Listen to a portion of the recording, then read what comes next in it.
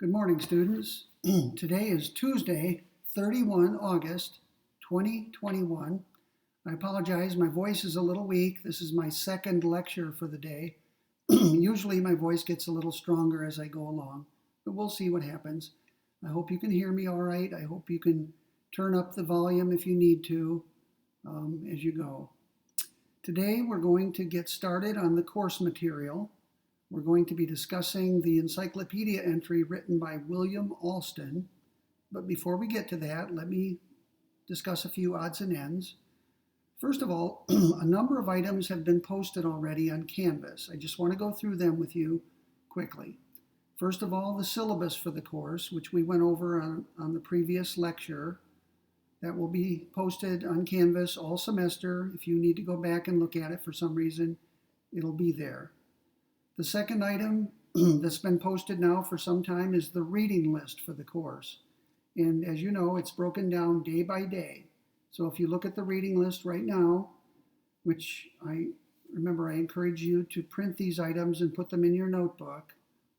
Today it says Tuesday, 31 August 2021, William P. Alston, and the title of his encyclopedia entry is Religion. And that means that for the next video, which I'll prepare for you in the next 2 days, you should read, before you watch the video, read the essay by Walter Stace entitled Man Against Darkness. Now, I will post that reading for you on Canvas later today. It's not up yet, but it will be later today.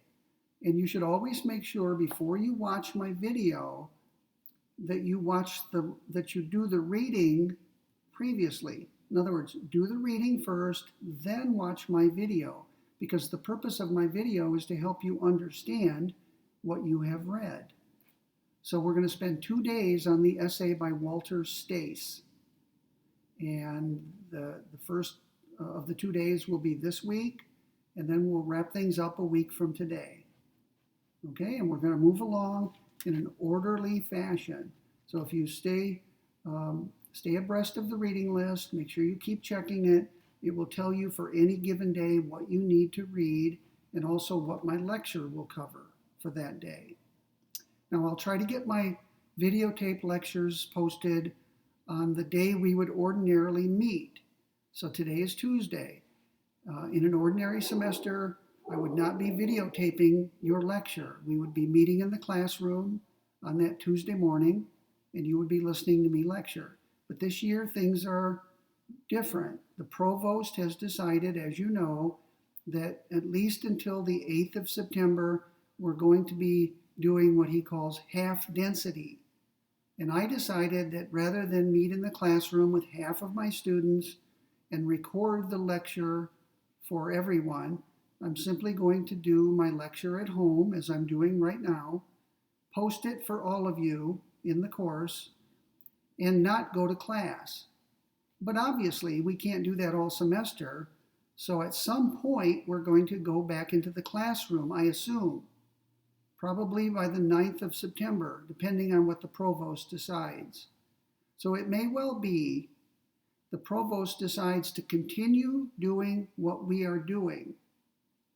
And if that's the case, then starting on the 9th of September, I will be going into the classroom on Tuesday and Thursday at the normally scheduled time and place. And when we're in there, I've decided I'm going to play the video that I recorded for you in my home. So I will be in the classroom. I will simply put the video on the screen, and you can sit in the classroom and watch it. If there's any time remaining after it's over, I will field questions from you, just as I would in a classroom. Now, this is far from ideal, coming to class and watching a video. But we're in strange and unusual circumstances, and so that's what we're going to do until we go back into the classroom full time. Okay, what else is posted on Canvas? Sorry, my dogs are outside and they're barking. I hope that's not too distracting. The third item posted on Canvas right now is the letter I wrote to you on the 22nd of August, in which I explained some of the things that I just mentioned. The fourth item that's posted is the reading by William Alston. This is the reading. You can see my copy is all marked up. I've got things highlighted, things written on the page. Take a look at the second page. You can see I've got all kinds of things marked on here. I've got different colors of underlining, red and blue. I've got things written in the margin. I've underlined heavily certain words to draw my eye to them. And you should do the same. When you read something for this course, read it slowly, carefully, and read it with an attempt to get comprehension. You shouldn't read a philosophical article or book the way you would read a magazine article or something on the internet. You should have a pencil or pen in hand as you read it, underlining things, making notes in the margin, and so forth. It's called active reading as opposed to passive reading. And you need to engage with what the author is saying. So anyway, that's posted online. It has been for a few days now. If you haven't read it yet, stop the video right now, go read it, come back to the video when you're done. Okay, the fifth item I've posted is a short biographical item that appears in the same encyclopedia as the article by Alston. And it's because Alston is somewhat of a famous philosopher. He's so famous that they have an item on him in the Encyclopedia of Philosophy. So you should read that. I won't test you on it, but you should read it. It'll give you some insight into who Alston was, because he's dead now, and what sorts of things he worked on during his life. The sixth item that's posted is a newspaper column entitled Religion, Why Faith is Becoming More and More Popular. This article appeared 3 years ago, and I would say that it's still pertinent today. Religious faith is alive and well around the world. It may be dying out in certain parts of the world, but in other parts of the world, it's burgeoning, it's thriving, it's growing. And overall, I think religion is just as strong and just as popular as it has ever been, for better or worse. I'm not making any judgments about whether it's a good thing or a bad thing. Many people have views on that, but I'm certainly not suggesting anything at all. The seventh item posted on Canvas is a taxonomy of religions. Now, I don't want to talk about it today. I want to focus on Alston today, but I think I'll come back to it at some point and say a few words about it. You should be able to understand it without me commenting on it, but I probably will come back and comment on it at some point, just not today. Okay, the eighth item is a short handout that I've prepared for my students, not just in this class, but in other classes. The title is, What is a Bachelor? Now, obviously, the concept of a bachelor is not pertinent to this course. This is a philosophy of religion course. The point of the handout is to show you, rather, how one goes about analyzing a concept. You analyze a concept by trying to state necessary and sufficient conditions for the application of that concept. And I chose a concept that you're familiar with already, the concept of a bachelor. Almost everyone understands what the word bachelor means. That is to say, everyone has the idea or concept of a bachelor. But it's surprisingly complicated, as you will see when you read my short handout. Dictionary definitions get part of the definition right, but maybe they're a little bit off in other parts. So read that over. It'll give you an idea of the kind of thing philosophers engage in. And the final thing that I posted, well, not the final thing, because I've also posted a video already, but the other item that I haven't mentioned yet is my lecture notes on Alston. And I think I'm going to post my lecture notes on everything we discuss in this course, or at least most of it, but maybe all of it. So when we come to discuss the next item by Walter Stace, I will post my lecture notes on that for you. Now, please don't take this the wrong way. Don't say, why do I even need to read it if I have a lecture on it by Keith and Keith's lecture notes? But you really do need to read it. In fact, I will see to it that some of the questions on the exams are drawn from the reading itself rather than from my lecture on the reading or from my notes on the reading. And that's to keep you honest. You're required to read the material. And one way I can give you a reason, a self-interested reason to read it, as you're required to do, is to test you on it.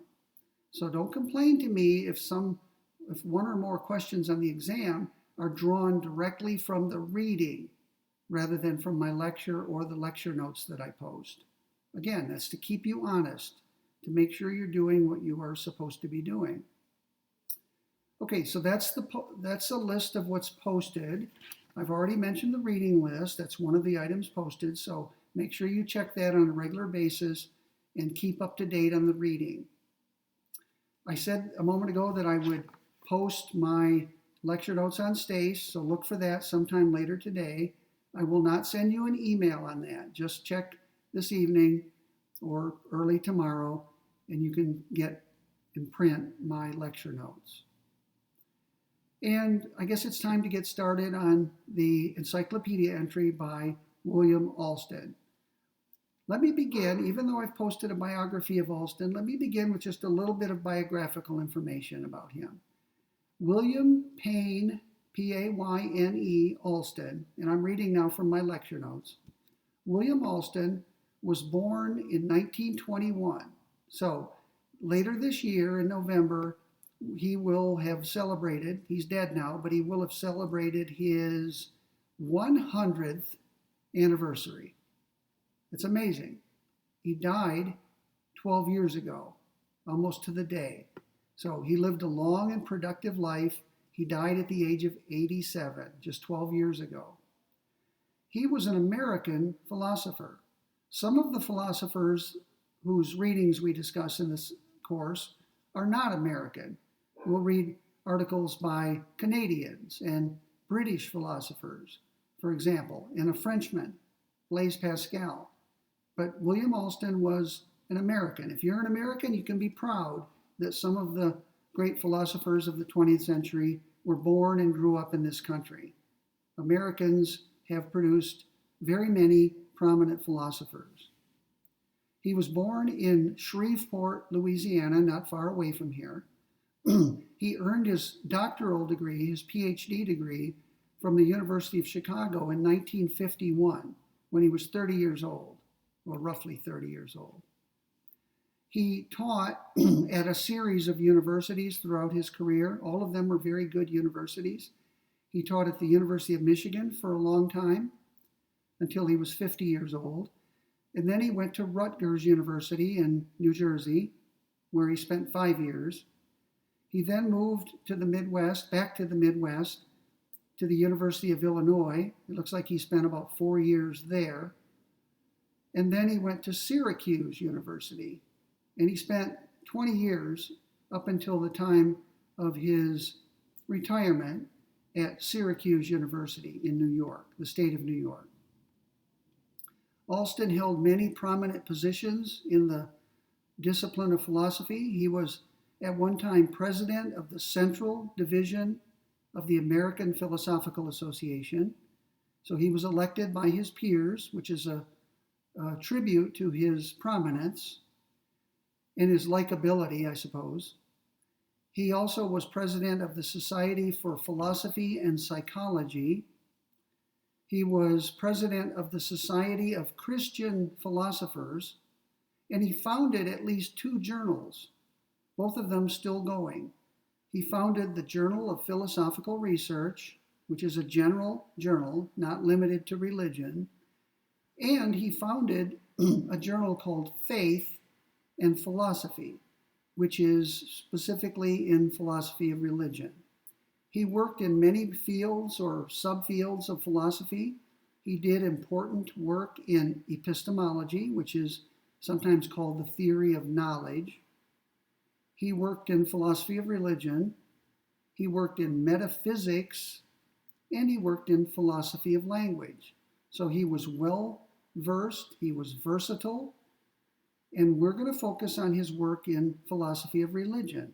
His work was so prominent that in 1967, when he was still a fairly young man, 28 years old, 26 years old, he was asked by the editor of the Encyclopedia of Philosophy to write the entry on religion. Okay? You don't get asked to do that unless you're prominent, unless you're one of the experts in that field. And that's what we're going to be discussing starting in a couple of minutes. Alston wrote a book entitled Perceiving God, one of many books he wrote. And it was very somewhat controversial. There are, as you know, people who are atheists, people who believe that there's not a God, and there are people who are agnostic, people who neither believe in God nor disbelieve in God. They have what you might say an open mind. They haven't made up their mind yet, and maybe never will. So they're kind of on the fence. Alston is a theist, and he wrote a book in which he argued that God can be perceived, not exactly in the same way we perceive physical objects, but it's still a form of perception. And the book was controversial. It caused a lot of stir in the profession, and it's still in print and worth your time if you want to pursue that topic. So let's get to the encyclopedia entry. I'm not going to try to cover all of it today. I'm going to focus mainly on the section that starts very near the beginning, which I have in yellow, the section entitled General Definition and Characteristics. And that goes on for several pages. I'll be happy if we can get through that section today. And my exam will test you primarily on that material. But remember what I said a moment ago.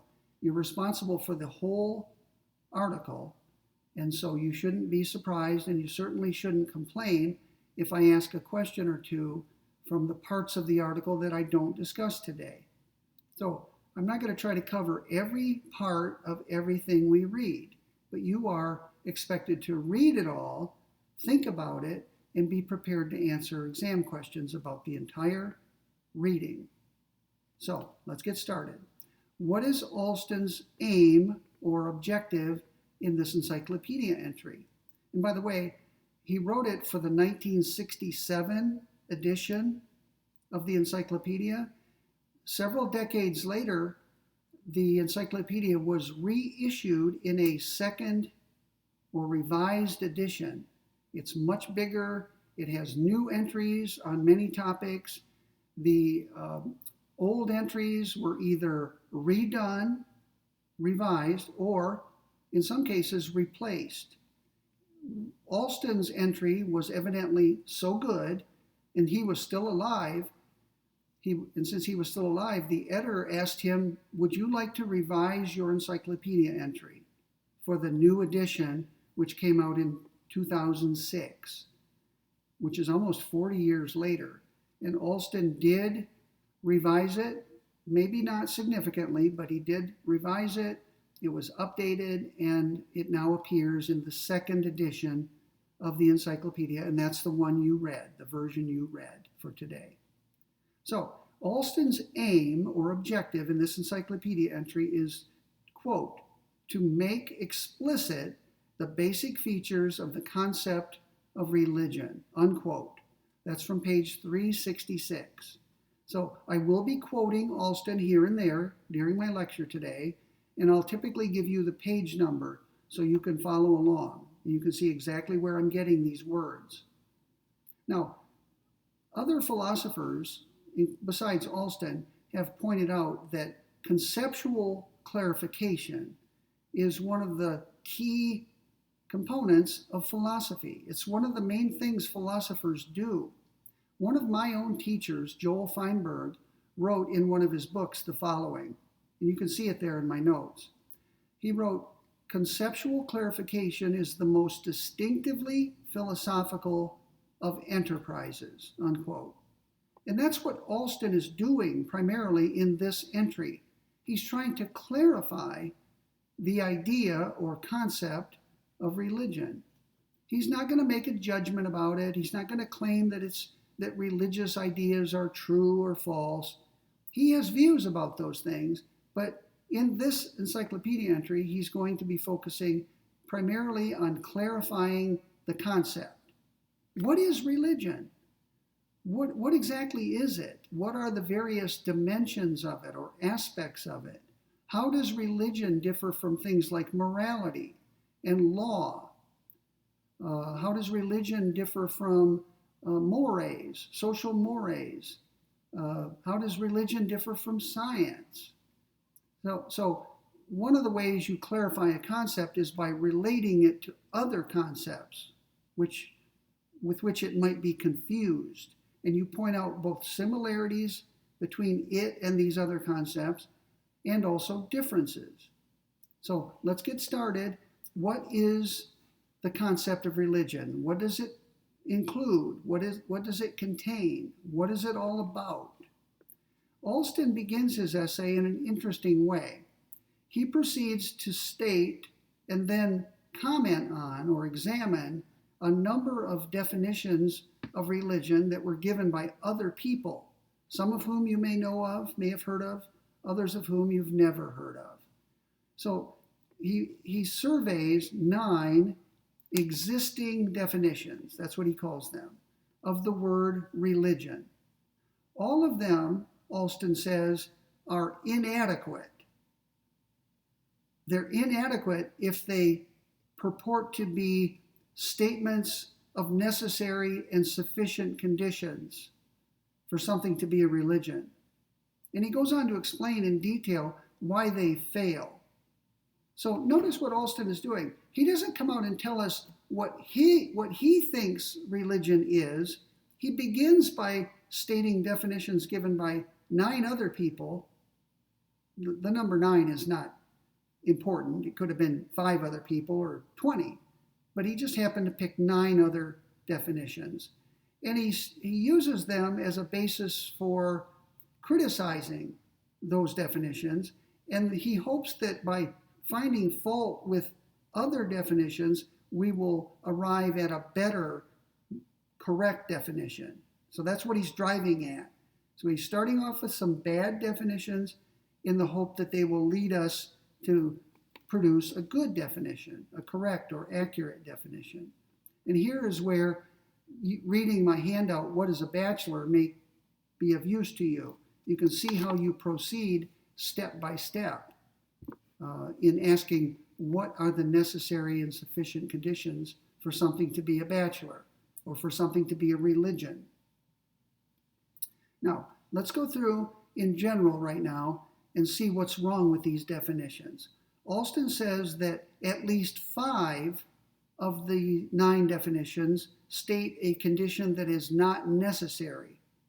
In other words, they state a condition where the condition is not necessary for something to be a religion.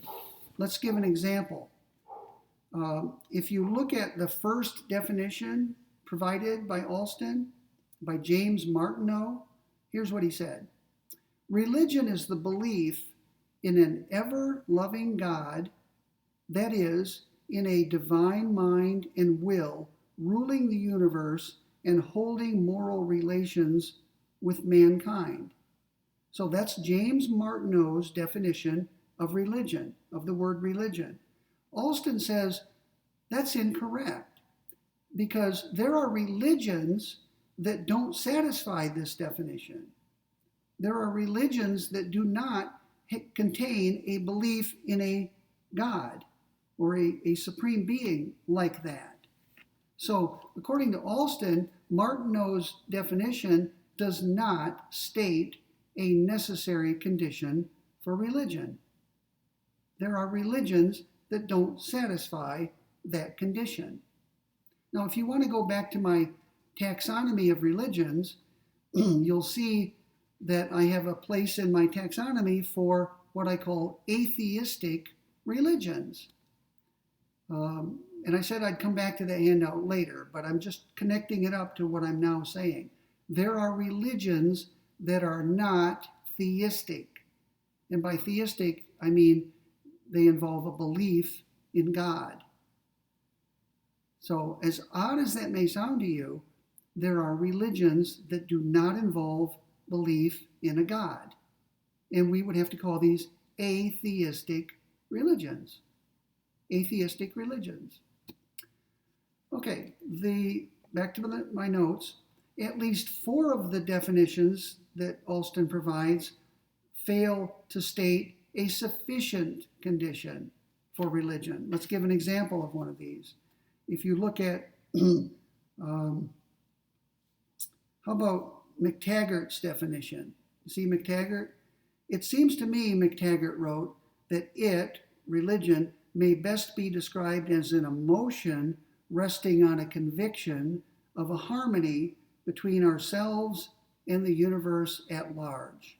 What Alston is saying about that definition is that it's not sufficient for something to be a religion. Somebody could have an emotion that rests on a conviction of a harmony between ourselves and the universe at large without being religious. Right? That alone is not enough to make something a religion. Right? People have emotions like that are not religious in nature. Maybe people who are political ideologues have emotions like that are not religious. So Alston says not only are some of these definitions defective because they don't state a necessary condition for religion, some of them, 4 of them specifically, fail to state a sufficient condition for something to be a religion.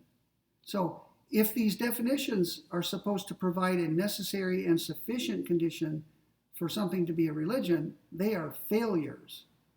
Okay? Many of them fail utterly. At least 2 of them, Alston says, fail to state a condition that's either necessary or sufficient. The final 2. So let's take a look at one of these. Let's look at the one by Edward Caird, the next to last one on the list. Caird wrote, "A man's religion is the expression of his ultimate attitude to the universe, the summed up meaning and purport of his whole consciousness of things." According to Alston, that states neither a necessary condition for religion nor a sufficient condition of religion. So it's doubly defective. It fails in 2 different ways. One wonders what Caird was thinking. If Caird thought that that was a definition of religion, he seems to have been woefully mistaken. He not only failed to state a necessary condition, he failed to state a sufficient condition. So if you want, you can go through the list. Alston does part of this for you. Go through the list and you'll see why each of these definitions fails. Okay, let me take a breath. Let's shift our focus a little bit. I'm now on page 2 of my lecture notes. These 9 definitions of religion, we've already talked about whether they're adequate as statements of necessary and sufficient condition. Maybe we can categorize them in a different way. Some of them, according to Alston, represent religion as a cognitive state, a state of mind. I'm pointing to my head. Presumably, the mind is connected in some way to the brain, which is in the head. So, belief is an example of a cognitive state. Some of these definitions suggest or represent religion as a state of mind. Take a look at the list. The first definition on the list by Martineau says religion is the belief in blah, blah, blah. So Martineau thinks that religion is a belief, and a belief is a state of mind, a cognitive state. Some of these definitions represent religion as a ritual. Now, a ritual is a regularity of behavior, right? We all have rituals. I have a morning ritual. There are things I do immediately upon getting out of bed. You can think of that as my morning ritual. I make coffee, for example. I have afternoon rituals. I have evening rituals. I have a ritual before I go to bed in the evening. And I'm sure you have rituals as well. They're regularities of behavior. They're conscious regularities. You're conscious sometimes of going through the motions of performing your rituals. And of course, religious people have rituals as well. If you've ever been in a church, you're likely to have seen a number of rituals being performed in that church. And if you're new to the church, they may seem strange to you, and it may take a while for you to get used to them and learn how to participate in the rituals. So some of these 9 definitions portray religion as a ritual or a set of rituals that people participate in collectively or individually. And notice, a ritual is not a cognitive state like a belief. It's a different thing. They may be related. You may be in a particular frame of mind when you participate in the ritual. But the ritual itself is not merely a cognitive state. It involves bodily movements and other activities besides mental states. Some of these 9 definitions portray religion as a moral attitude or activity. Some of them portray religion as an affective state, which is an example of which is feeling. Right? All of us have feelings, and we can think of a particular feeling like fear or anger or love or guilt. These feelings are affective states. They're not cognitive states like belief. They're more like emotions or feelings. They're affective. And some of these definitions portray religion in that way. Take a look at, once again, McTaggart. McTaggart said, religion may best be described as an emotion resting on a conviction of harmony, blah, blah, blah. So an emotion is an affective state. So McTaggart, instead of viewing religion as a cognitive state or as a ritual or as a moral attitude or activity, views it as a feeling or emotion or some other affective state. So isn't it interesting that 9 students of religion attempting to define religion came up with such a diverse array of definitions? Some of them put belief at the center. Some put ritual or behavior at the center. Some put feelings at the center. Some put emotions, moral emotions or moral attitudes at the center. Alston says that all of these definitions are one-dimensional. They're one-sided. All of them omit important aspects of religion. We might say, this is my term, we might say that all of these 9 definitions are simplistic. Notice the difference between simple and simplistic. When you describe something as simple, you're not making any judgment about it. You're just saying it's not complicated, it's simple. When you call something simplistic, you are making a judgment about it, typically an adverse judgment. So I looked up the word simplistic in the dictionary just so I could get the definition in my notes for you. And it says simplistic means, quote, treating complex issues and problems as if they were much simpler than they really are, unquote. And that's from my New Oxford American Dictionary, which was published in 2010. So when you describe someone or something as simplistic, you are condemning it, you're criticizing it, you're making a negative judgment about it. And that seems to be what Alston is doing. Alston, in effect, is saying all 9 of these definitions are taking something complicated and making it simple, overly simple, more simple than it really is. And that's his way of criticizing them. So we need to flesh out our concept of religion, right? These 9 definitions fall short. they misrepresent religion. They portray it in too simple terms. They don't do justice to the complexity of the topic, of the concept. Now, Alston now moves on to another aspect of this. He says that some definitions try to give you the essence of whatever is being defined. And you may have heard the word gist, G-I-S-T. Alston doesn't use that word, but it's a synonym for essence. What is the gist of religion? What's the essence of it? Maybe that's what these 9 definitions are trying to give us. Maybe they're not trying to give us a statement of necessary and sufficient conditions. Maybe they're just trying to give us the gist of it, right? Kind of the, for someone who's not well versed in religion, what if I said, give me a 1-sentence definition of religion? I want the gist of it. I want the essence of it. Maybe that's what these definitions are designed to do. So perhaps they're designed to state the essence of religion, or what Alston calls, quote, that central feature in terms of which all religious phenomena are to be understood, unquote, from page 367. And there are some people who speak as though they're giving the gist of religion when they define it. Look at page 367 of the encyclopedia entry, second column in the middle. Here is Harold Hofting.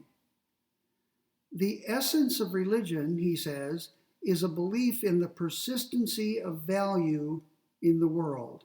Notice he explicitly said the essence of religion. He's trying to tell the reader the gist of it.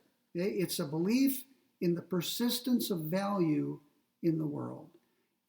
Another person named Hayden says the heart of religion, the quest of the ages, is the outreach of man, the social animal, for the values of the satisfying life. So he didn't use the word essence or even the word gist, but he did use the word heart. That's a synonym for essence and gist. The third definition is by Friedrich Schleiermacher, and he did use the word essence. He says the essence of religion consists in the feeling of an absolute dependence. So some definitions of religion don't even claim to give you a set of necessary and sufficient conditions for the concept. What they try to give you is the essence or the gist or the heart of religion. And Alston says that there are 2 interpretations of essence. He calls one of them the genetic interpretation, and one is the non-genetic. So let me spend a moment or two, a couple of minutes, on the distinction. The genetic interpretation of the essence of a thing, like religion, purports to tell you how it originated. The word genetic usually has to do with how something originates. In fact, it's related to the word Genesis. Genesis gives us the word genetic. And you know that the word Genesis refers to the origins of something. So the genetic interpretation says that religion originates or comes about in a certain way, or that it has a certain root. Right? Think of a plant. The seed produces both roots going downward and the plant growing upward. We could say that in this genetic interpretation of the word religion, of the concept of religion, we're trying to get at the root of religion, or perhaps the seed, and we can see from the seed what grows up from it or down in the form of roots. Okay, so this is the genetic interpretation of essence. It tries to tell you where something came from and how it developed over time. The non-genetic interpretation says the following, and I'm going to quote Alston from page 368.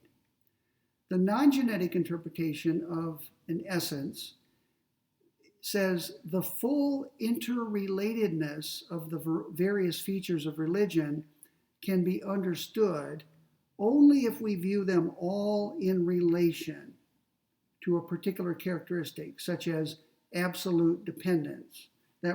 He took that from Schleiermacher's definition, absolute dependence. So the non-genetic interpretation of essence doesn't say anything about how the concept originated. What it says is that this is the core of the concept, and it's related to all the other phenomena, maybe in the way the hub of a wheel is related to the wheel itself. Notice that, suppose you have a bicycle wheel, it has a hub and spokes radiating outward to join the rim of the wheel.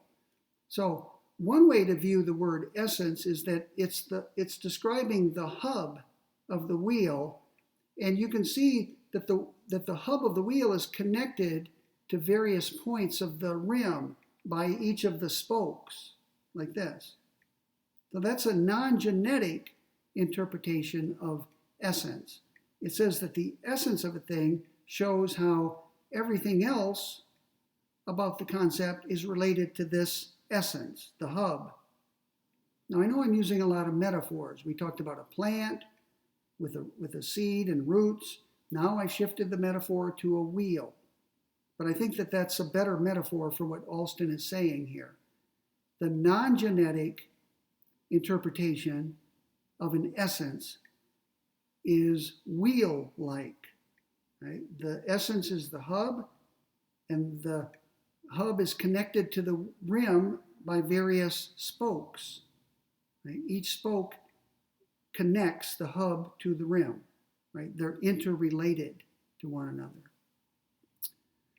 Now, Alston's verdict on the essentialist approach that we're now discussing is negative. He says the approach is misguided. Now, that's not his word, that's my word, but that seems to be what he's saying about it. Why? What's wrong with the essence approach, the essentialist approach? He says on page 368, according to this approach, there would seem to be several different features of religion that could be taken as central, such as ritual, a need for reassurance against the terrors of life, or a need to get a satisfactory explanation of the cosmos. And it is illuminating to view the rest of religion as related to each of these.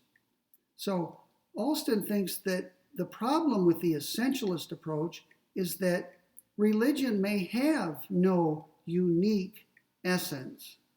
There may be no gist of it, either in the genetic sense or in the non-genetic sense. There may be no essence to religion. Now, that may seem odd to you. How could there be a concept that has no essence? Well, Alston is going to explain how in the next short section or subsection. Alston says the definitions that we've been considering fail to specify either necessary and sufficient conditions or the unique essence of religion. Are they therefore useless? Are they therefore useless? The answer Alston gives is no. We shouldn't throw them out just because they fail to provide either necessary and sufficient conditions or the essence of religion. Why? Because, according to Alston, it appears that the presence of any of the features stressed by these definitions will help to make something a religion, unquote. Alston calls these features religion-making characteristics.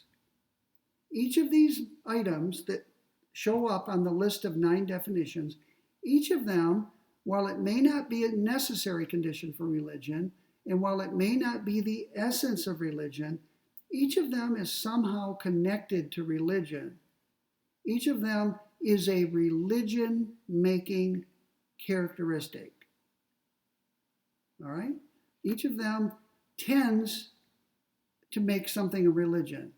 And the more of them that there are in a given case, the more likely you are to have a religion. But no religion has to have all of the religion-making characteristics. So let's run through Alston's list of what he calls religion-making characteristics. I've turned to page 368 of my notes. Let me hold it up.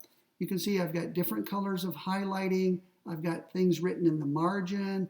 I've got brackets and braces. I've underlined in different colored ink various sentences or words. Some of the words are heavily underlined so that I can easily see them when I look at the page.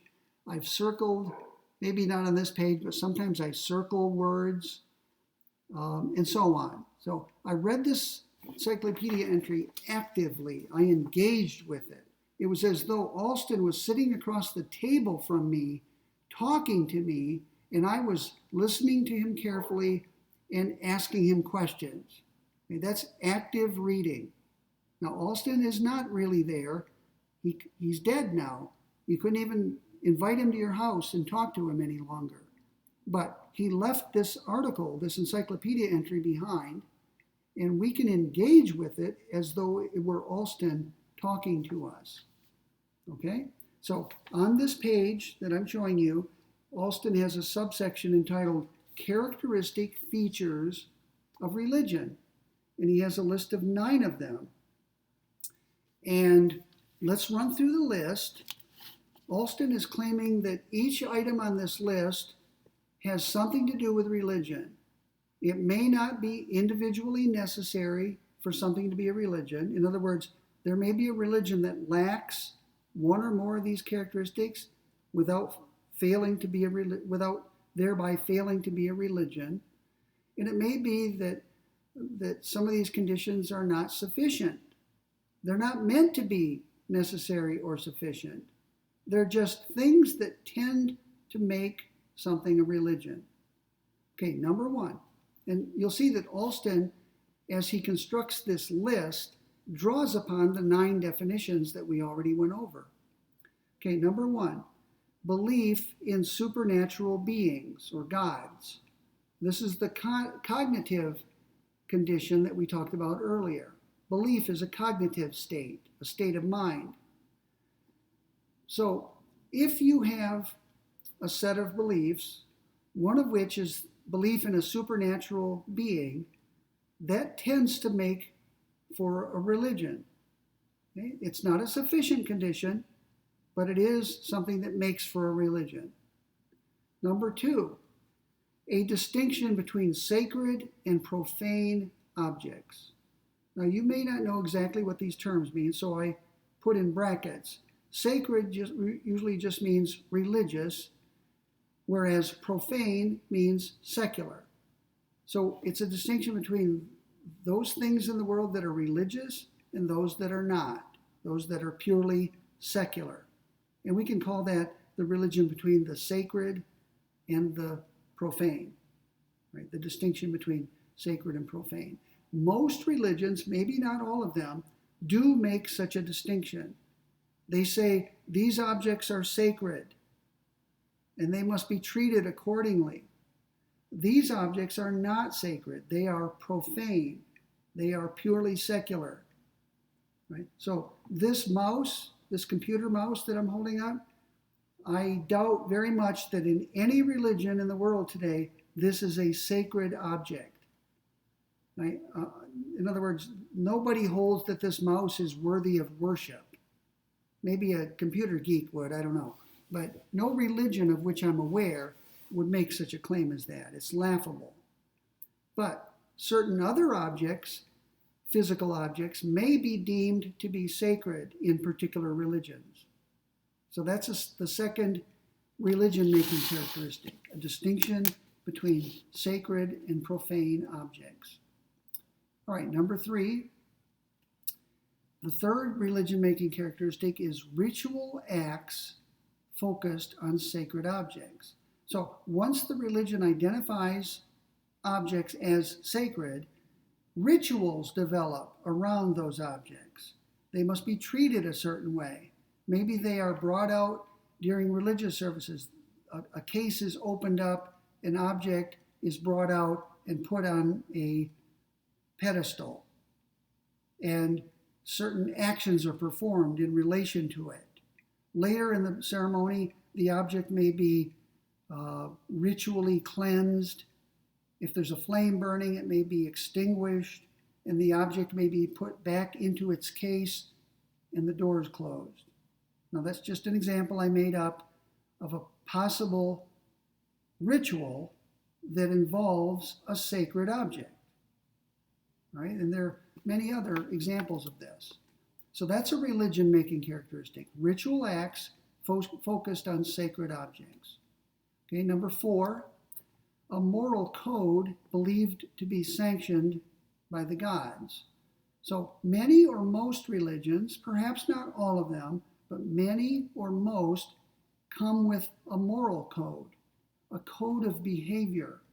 There are actions that are required or obligatory. There are actions that are forbidden, and there may be actions that are discretionary. Right? Some actions must be performed. Some actions must not be performed. Other acts may or may not be performed at your discretion. So think of that as a moral code. And as you know, probably from your own religion, if you have one, or some religion you're familiar with, many or most religions tell their adherents what they may and may not do and what they're required to do. We could think of that as the moral religion-making characteristic. Number 5, many or most religions have characteristic religious feelings. And Alston gives some examples. Awe, A-W-E. Many people, when they're participating in religious rituals, are filled with awe at what they're observing or participating in. Many participants are filled with a sense of mystery, a sense of guilt sometimes. Maybe a religion says that you are a sinner and you are overcome with a feeling of guilt at your sinfulness. You may be filled with adoration at a particular, viewing a particular object. Right? You adore a certain person or object. So these are characteristic religious feelings which tend to be aroused in the presence of sacred objects and during the practice of ritual, and which are connected in idea with the gods. So most people, when they're practicing their faith, are filled with various emotions. We could think of them as characteristically religious emotions: awe, wonder, mystery, adoration, perhaps guilt, maybe even fear of the wrath of God. Alston didn't mention that, but he might well have. Number 6, many or most religions have what's called prayer, petitionary prayer, where you petition God for redress of grievances or for assistance or comfort. You're asking God for something. Think of that as petitionary prayer and other forms of communication with gods. So many or most religions teach their adherents that it is possible to communicate with God. And it may require an elaborate ritual, some kind of preparation for it, but it is, in some religions, possible to communicate with God. You can tell God things, God can speak to you in return. I'm not saying that's true in all religions, but in at least some of them, there is communication with the gods. Next one, number 7. Many or most religions have, according to Alston, a worldview, or a general picture of the world as a whole and the place of the individual therein. This picture contains some specification of an overall purpose or point of the world and an indication of how the individual fits into it. So this is a very common feature of a religion. It provides a worldview to its adherents. And one of the things that's involved in learning a religion or becoming a member of a particular religion is immersing yourself in its worldview. People who have been converted to a particular religion see themselves differently. They see the world differently. Right? They think of themselves as being transformed. I now view the world in a certain way. I now see how I fit into that world. I now see what my purpose is in life. I see what the point of life is, and so on. It all fits together in what we might call a worldview or a framework or a general picture of the world. So many or most religions have a prepackaged worldview. And when you become an adherent of a religion, you in part are learning the various aspects of that worldview. That worldview can be comforting. It could also, I suppose, be disconcerting, right? Maybe your religion teaches you that you have little or no role to play in the course of the world. It may teach you that there's nothing you can do to earn salvation. Whether you earn salvation, whether you are saved, depends on things that are out of your control. So that might be very disconcerting to some people, to learn that nothing you can do could possibly make a difference to whether you are saved. Other religions view things differently. They say that you very much have your own salvation in your hands. What you do in this earthly life very much affects your likelihood of being saved. So, a particular worldview could be comforting because it tells you that your salvation is up to you, or it could be disconcerting because it tells you that there's nothing you can do to be saved. And I suppose there are other types as well. Those are just two extremes. Okay, we're almost done with this list. Remember, these are religion-making characteristics. That's Alston's term. The next one, next to last, is a more or less total organization of one's life based on the worldview. Now, if you've known, I'm sure you know people who are religious. They may be members of your own religion, if you're religious. They may be members of some other religion. And you'll notice, as you observe these others, that their whole life tends to be organized around their religion. The religion is all-consuming or all-encompassing, right? And that, to many people, is one of the desirable features of a religion. It answers all manner of questions. Why is there a universe at all rather than nothing? Why am I here? What is my purpose, if any? What's the point of it all? What's the meaning of it all? Religions tend to answer these big questions for their adherents. And the religion itself provides a total organization of your life based upon the worldview that it provides to you. And finally, number 9, according to Alston, most or many religions provide a social group bound together by the above. So there's a social aspect to religion. For some people, this is very, very important. Some people love going to church for the social reason. They love socializing with other members of the church, sharing their stories, their beliefs, their feelings.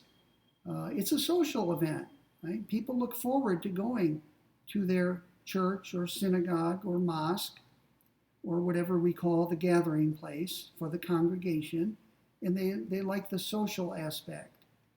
Other people are not as interested in the social aspect. Some people don't care at all about the social aspect of religion. They believe they have a personal relationship with God and that they can communicate with God.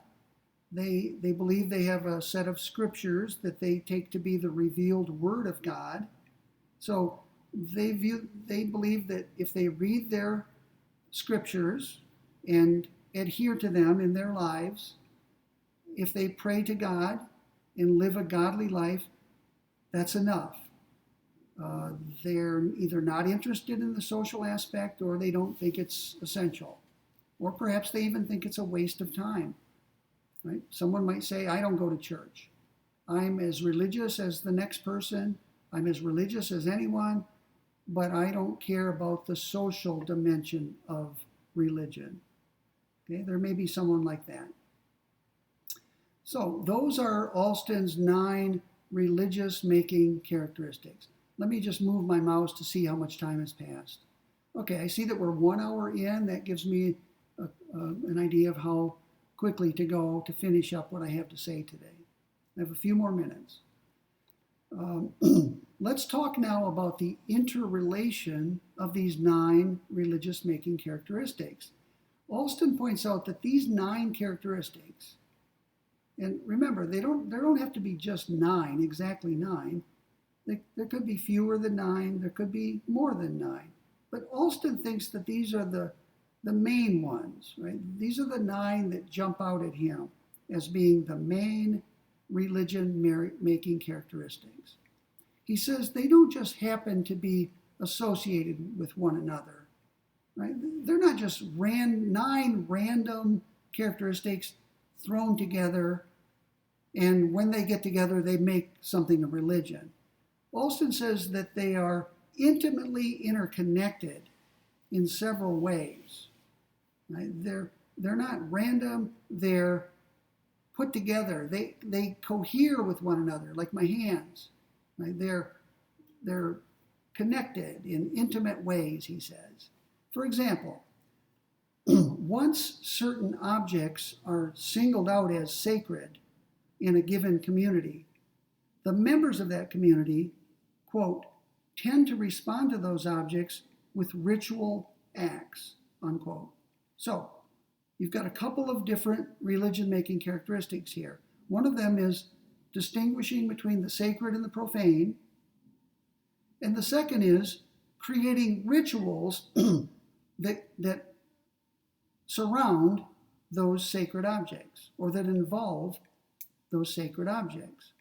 So there you have an example of 2 of the religion-making characteristics becoming intertwined or interconnected. Ritual and doctrine, according to Alston, are also interrelated. Doctrine is something we haven't mentioned, but it's the set of beliefs that are characteristic of a particular faith or religion. That's called the doctrine of that religion. So here's an example, another example of interrelatedness. Alston says on page 368, beliefs about the divine status of Jesus Christ played an important role in shaping the Christmas festival. I noticed I have a typo in my lecture notes. Bear with me as I put a circle around it. I'll correct it in my computer version. So what that should say is, beliefs about the divine status of Jesus Christ played an important role in shaping the Christmas festival. Notice what's being combined here. A belief, which is a part of doctrine about Jesus being divine, that connects up with ritual. The Christmas festival involves various rituals. A creche, for example, a manger scene, and various other Christmas relics. So the beliefs about the divine status of Jesus connect up to the importance of Christmas, and then rituals develop around that holiday, that festive day. So Alston says that these 9 religion-making characteristics come together and they tend to get interrelated with one another. They're intimately connected like this. They cohere with one another. They influence each other. Think of it this way. Imagine taking an automobile apart. Suppose you have a whole parking lot. You have a car in the middle of the parking lot. You systematically painstakingly dismantle the car. And you put every part of the car that you take off in a different part of the parking lot. When you're done dismantling the car, breaking it down, the whole parking lot, I assume, will be covered with the parts that were once put together as the car. Do we want to say that the parts all over the parking lot constitute a car? Well, they are the parts that once composed the car. And if we put them back together in the same way, we will once again have a functioning car. So a car is more than the collection of its parts. The more is the interconnectedness of the parts. They are put together in such a way that the car starts. I'm turning the key here. The car starts, and you can put it into gear and move it. The car will function as a car. It will operate as a car. So what Alston is saying is that religions are composed, most of them, maybe all of them, are composed of various parts. And they're more than just the sum of those parts. They are those parts connected, put together in a functional way, like the car that I used as my example. Right? So a religion is more than the sum of its parts. Okay, Alston goes on from here. I think I'm going to wind down now. Let me turn to page 4. I have several more pages. I think I'll just say a few more words and we'll be done for the day. Alston says, having discussed necessary and sufficient conditions, essence, having discussed religion-making characteristics, Alston says about all we can do, about all we can say in the end is that, quote, when enough of these 9 characteristics are present to a sufficient degree, we have a religion. Now that may not be as sharp a definition as you would like, but Alston seems to think that that's the best we can hope for, the most we can hope for, right? There's no set of necessary and sufficient conditions for something to be a religion. The most we can hope for is to come up with a list of religion-making characteristics, and then to say that when enough of those 9 characteristics are present to a sufficient degree, you've got a religion, right? Alston says this is as precise as we can be. So you can view him as pessimistic. He's pessimistic about the prospects for giving a precise definition of religion.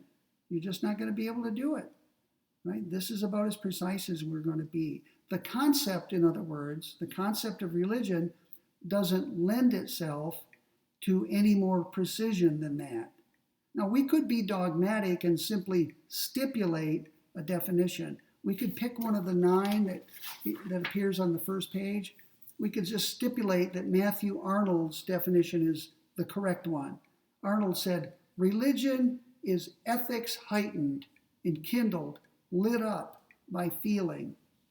Right? We could be dogmatic and say, that's what religion is. Let's stipulate that that's what a religion is. Alston would say, well, what's the point of that?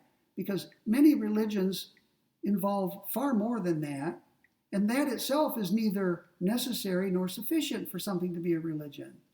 So, yes, you could be dogmatic and stipulate, but that would be a pointless exercise. It would be dogmatism for the sake of dogmatism.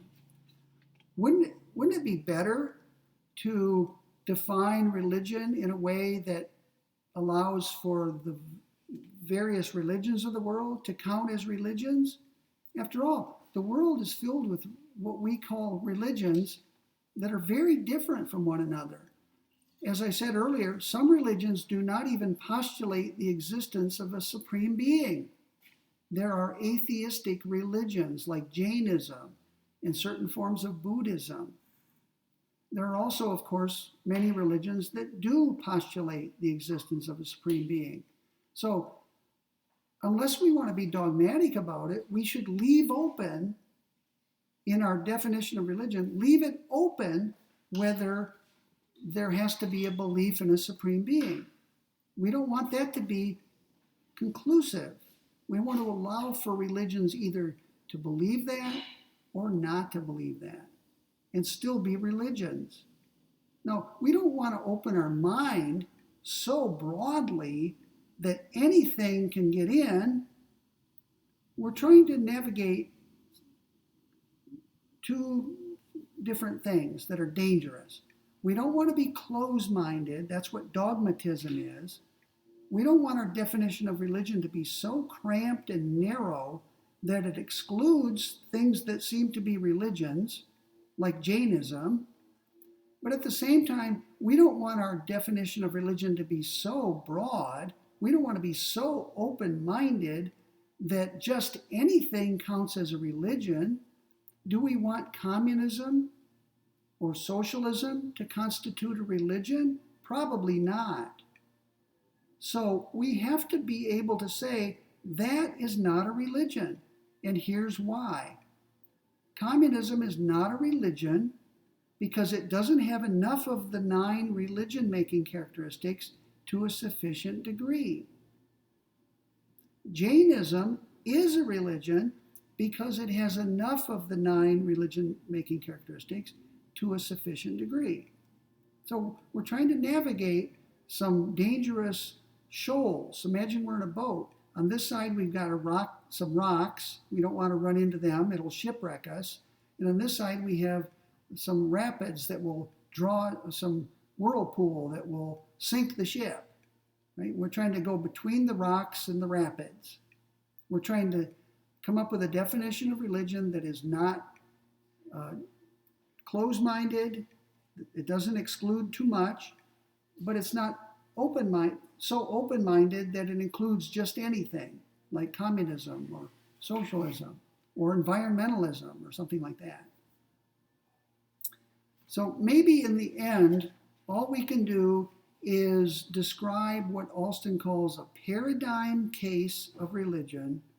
And then once we get a paradigm case, we can compare it to other cases and see what they lack and what they have in common with the paradigm case and how they differ from it. Okay? So he talks about these paradigm cases on page 369. He points out that some religions are light on ritual. He mentions a couple.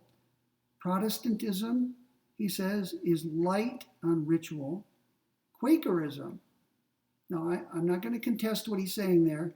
These are his judgments. He says Protestantism and Quakerism have comparatively little ritual. Some religions, such as Unitarianism and Buddhism, have little or no belief in supernatural beings.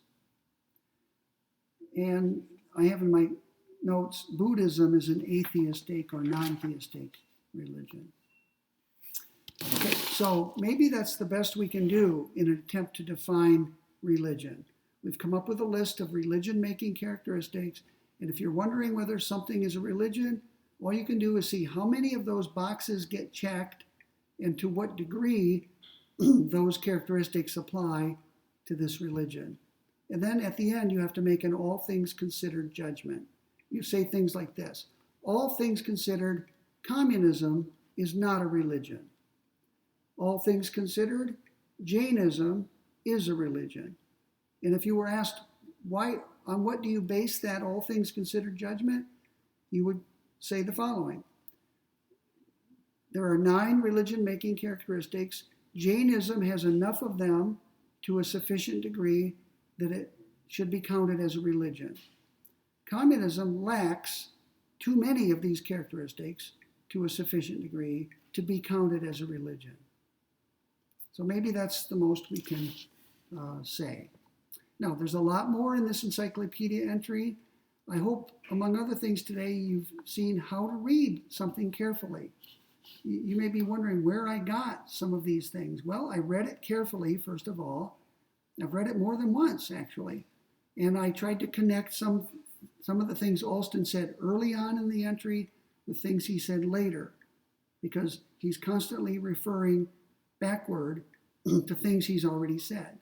So I put my own thought into it as well. You can see I read it actively. I engaged with it.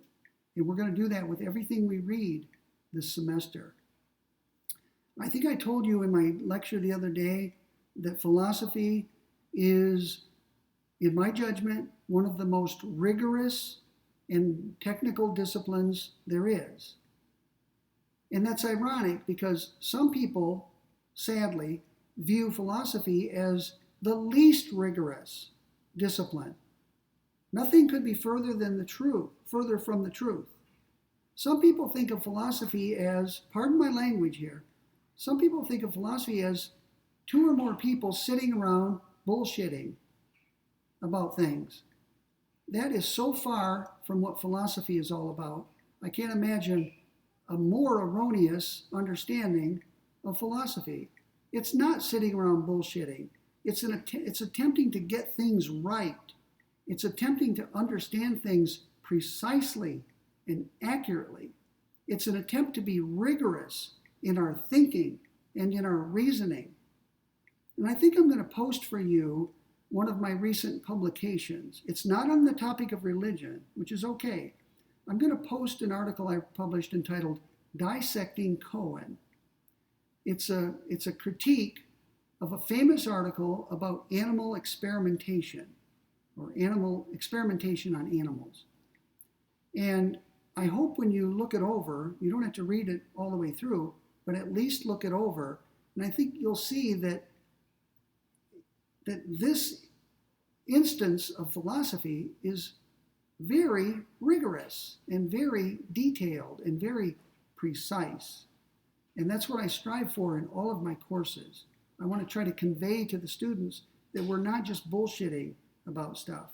We are trying to understand things in a meaningful way. We're trying to get things right. We're trying to be as precise and accurate as we can. And more importantly, we're trying to be clear. Remember what I said earlier. Conceptual clarification is the most distinctively philosophical of activities. That's a quotation from Joel Feinberg. So even if you end up being wrong about something, at least get it right and be clear about it. Let me say that again. Even if you end up saying false things about something, you should always strive to be clear in what you're saying. That's a philosophical virtue, clarity. Okay, that's enough for today. I'm going to stop the video and start the process of uploading it to YouTube, and I will eventually get it linked to on Canvas. And once it's up on Canvas, I'll send all of you an email just saying it's posted now. So we have one more lecture this week in a couple of days. I'm sure it'll be Thursday. I will post my lecture on Walter Stace. It'll cover about half of his essay, and I'm going to post his essay later today. So read Stace, then watch my video. See you later this week.